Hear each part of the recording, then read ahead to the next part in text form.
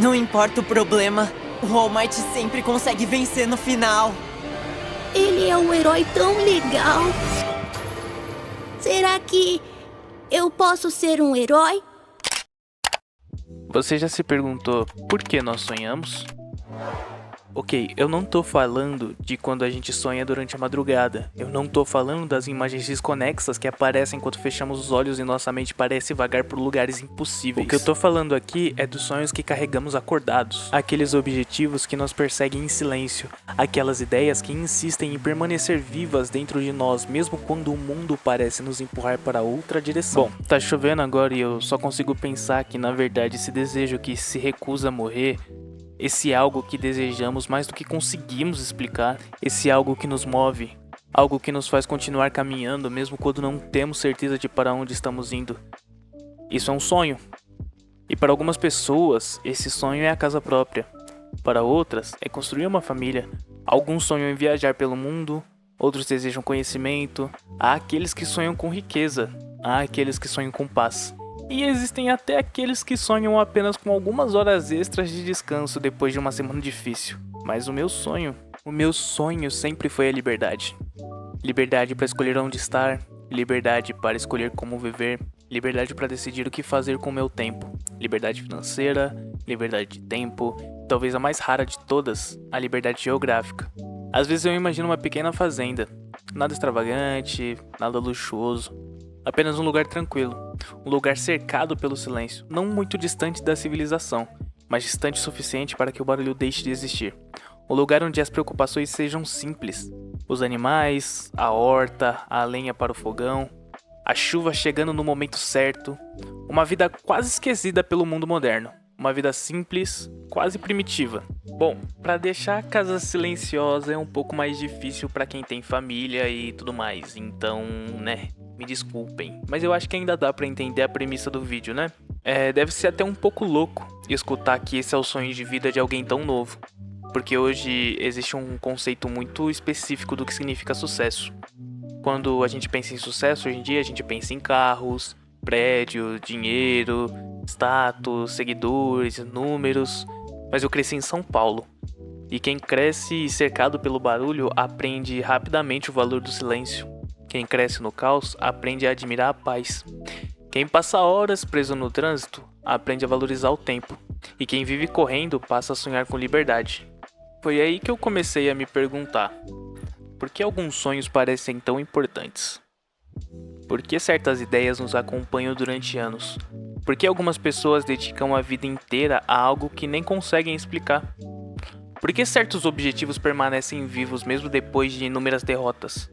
Há mais de 2000 anos, um filósofo chamado Aristóteles acreditava que tudo possuía uma finalidade, um propósito, um destino natural, uma direção. Os gregos chamavam isso de telos. Segundo essa visão, uma semente existe para se tornar uma árvore, um rio existe para alcançar o mar, e um ser humano existe para se tornar aquilo que nasceu para ser. Talvez seja por isso que alguns sonhos nunca nos abandonam. Talvez eles não sejam apenas desejos, talvez sejam chamados, talvez sejam fragmentos de algo maior. Mas existe um detalhe perturbador nessa ideia.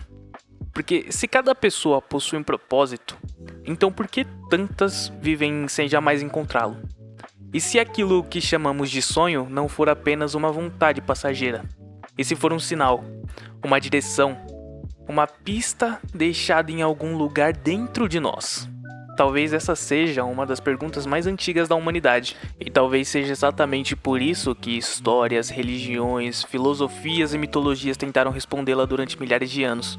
Porque no fundo, todos nós estamos procurando a mesma coisa. Todos estamos tentando descobrir quem somos, para onde estamos indo e qual é o significado de tudo isso. Mas existe um problema enorme. Sonhos são frágeis. Todos os dias eles morrem um pouco. Morrem quando o despertador toca cedo demais. Morrem quando as contas chegam. Morrem quando a responsabilidade substitui a curiosidade. Morrem quando o medo substitui a coragem. morrem quando a sobrevivência passa a ocupar todo o espaço que antes pertencia aos nossos objetivos. Pouco a pouco, muitas pessoas aprendem a negociar seus sonhos. Primeiro elas adiam, depois adaptam, depois diminuem e por fim, esquecem. O sonho que antes parecia indispensável se torna apenas uma lembrança distante, uma memória de quem elas foram.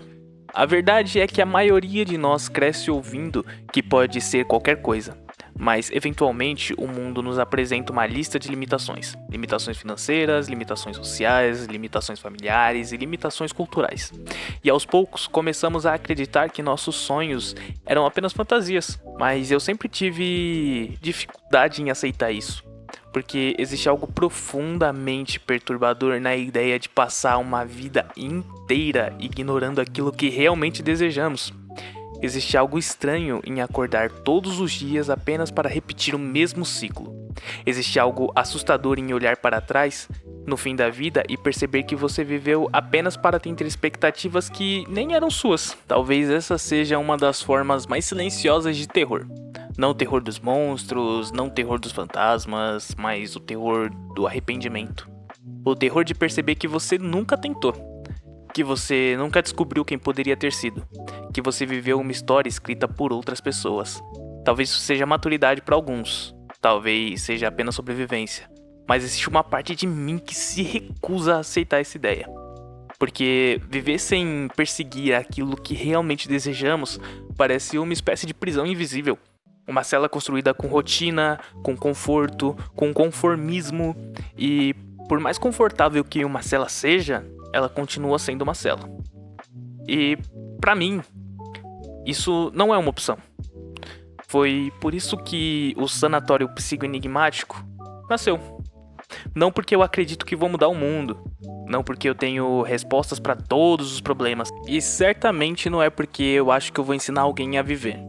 Este canal nasceu apenas porque eu quis. Ele existe porque eu decidi tentar, decidi construir algo meu, decidi transformar ideias em realidade, decidi transformar curiosidade em criação, medo em ação, sonhos em projetos. Talvez eu fracasse, talvez não, mas existe uma diferença enorme em fracassar tentando e nunca tentar por medo. Porque quando tentamos, pelo menos descobrimos nossos limites. Quando não tentamos, os limites são imaginários. E os imaginários costumam ser os maiores perigos.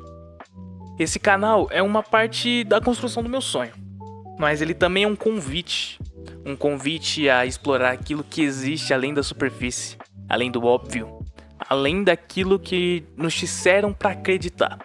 Aqui vamos falar sobre mistérios, sobre casos criminais, sobre lendas esquecidas, sobre horror cósmico, sobre folclore, sobre filosofia. Enfim, nós vamos falar sobre tudo. A gente vai falar até sobre os medos que habitam o ser humano desde os primeiros dias da nossa existência, porque o medo é uma das poucas coisas que nos acompanha desde o nascimento. Ele muda de forma, muda de nome, mas nunca desaparece.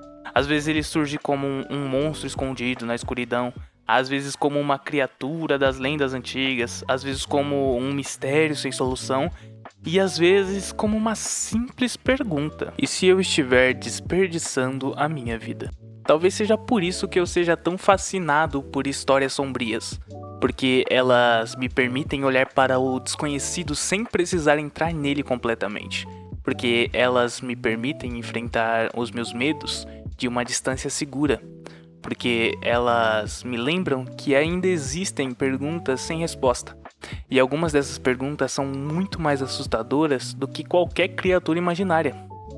Bom, bem-vindo ao Sanatório Psicoenigmático, o lugar onde exploraremos o obscuro, o desconhecido, o inexplicável, um lugar onde cada história esconde algo maior, uma pergunta, uma reflexão ou talvez apenas um mistério. A porta acabou de se abrir, e daqui pra frente não há garantias de que sairemos os mesmos. Eu sou Rastur, e neste sanatório as portas nunca permanecem fechadas por muito tempo, porque o desconhecido está sempre esperando do outro lado, e o medo? O medo está sempre à sua porta. Até mais.